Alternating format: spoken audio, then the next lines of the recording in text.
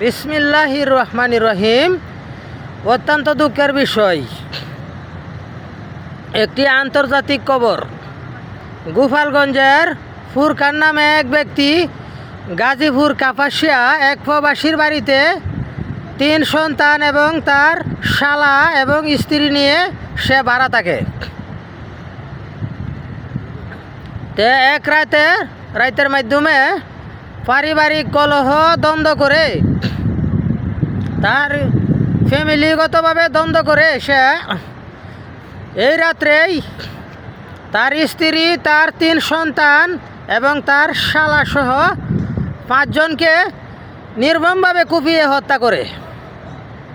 ফুরকান, এই খুনি ফুরকান হত্যা করে রাত্রেই খুনি ফুরকান পালিয়ে যায়, এই বাসা থেকে পালিয়ে যায় লাশ রেখে।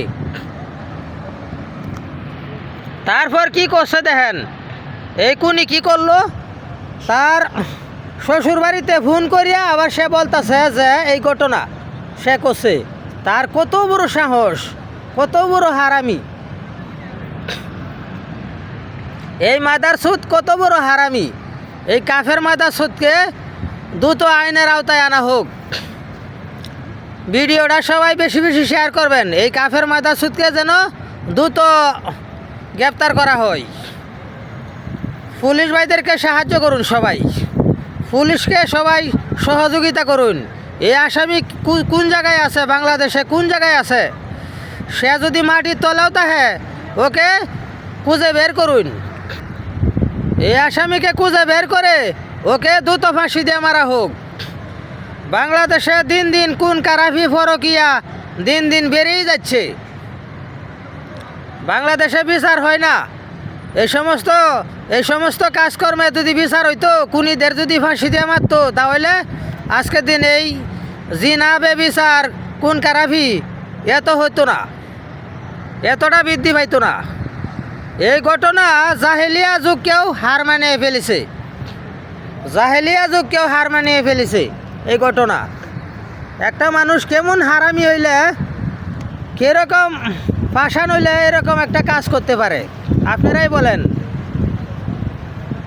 ভিডিওটা সবাই বেশি বেশি শেয়ার করবেন, এই মাদারসুদকে যেন দ্রুত আইনের আওতায় আনতে পারে পুলিশ। আর পুলিশ ভাইদেরকে আমি বলবো, যতটুক সম্ভব দ্রুত ওকে আইনের আওতায় আনেন। এ কোন জায়গায় আছে তাড়াতাড়ি বের করেন। বেশি সময় পাস করলে সমস্যা, ওকে তাড়াতাড়ি খুঁজে বের করা হোক। সিআইডি লাগান, সিআইডি লাগাইয়া ওকে বের করা হোক। দিন দিন খালি খুন খারাপি বেড়েই যাচ্ছে। এর বিচার দেখিয়া যেন আরও 100 মানুষ যেন ভালো হয়। যারা এরকম ধরনের মনে মনে প্রস্তুতি নিছে, এরকম খুন করবে, এরকম খুন খারাপি করবে, সে যেন এই কাজটা যেন না করে এই বিচার দেখিয়া। কাজেই আমি মাননীয় প্রধানমন্ত্রী তারেক রহমানের দৃষ্টি আকর্ষণ করছি।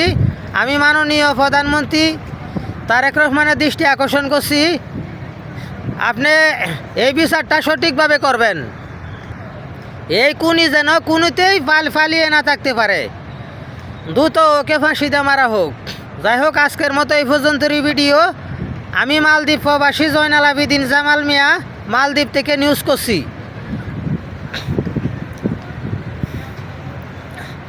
Entertainment Google TV. সবাই ভালো থাকবেন, সবাই সুস্থ থাকবেন।